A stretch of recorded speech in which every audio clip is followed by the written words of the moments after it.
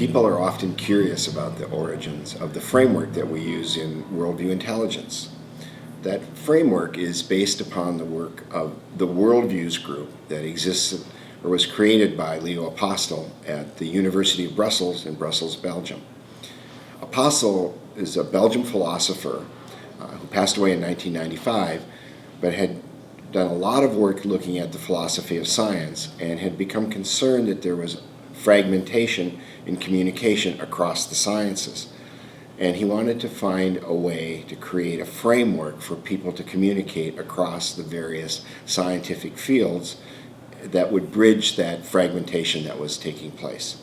So he invited a group of people from around the world to come together from many different disciplines, from philosophy to science to sociology to religious scholars, to explore how they could create a structure or a framework to bridge this communication gap that was taking place. This became the Worldviews group. And they worked for several years together to create what we've come to believe is a neutral or value-free framework to use to explore commonalities and differences in perspectives and worldviews, particularly amongst the sciences. During my research on my PhD, I came across the Apostel framework, and after reading it and working with this, I realized that it had very practical applications. So the work of the Worldview group was at a high level, a very philosophical level. And what we have done, my colleague Kathy Jourdain and I, is seen how we could use this framework at a very practical level. So how could we explore our own personal worldviews, organizations' worldviews, social systems, professions? There are varying ways where we could take this big mushy word of worldview and begin to explore it in a more structured, more detailed way. So Apostel offered that a worldview had 6 dimensions to it. And he described those dimensions in a very philosophical way. We've tried to describe these same 6 dimensions in a much more practical way. And so the 6 dimensions are each of us, or an organization or a social system, has a reality. And that reality is both sort of what we might call a meta-reality, things like what we believe about the nature of people or the natures of society, and then our daily experiences. It also, another dimension is our history. So how we see the world is influenced by our history, whether it's an individual or organization. Another dimension is how we see the future. Another is our value system that we all have. And what's been interesting about the framework is we all say we have values, but we've really never given very much thought to them. And in particular, we've never really given much thought to how absolute we believe these values might be.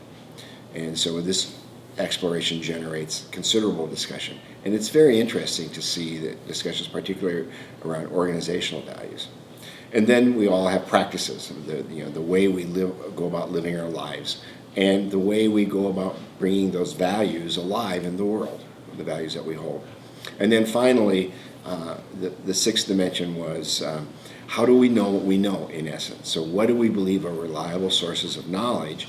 But importantly, also, how do we know that our answers to the previous 6 dimensions are true or not? How do we know that's our history, our organization's history, or our society's history? And so when we take these 6 dimensions and use them as a way to explore worldviews, it becomes something that's structured, it's non-judgmental, it's value-free, and it really provides people an opportunity to dive much more deeply into their own self-awareness about their personal worldviews, someone else's worldview, or their organization or social systems worldviews. One of the things that's important in that exploration is that these are not discrete, but they're very interrelated. So we can find connections between our values and our practices, between the reality of our daily experience and our history, and so on. So we invite people to explore these individually and to see the interconnections and interrelationships.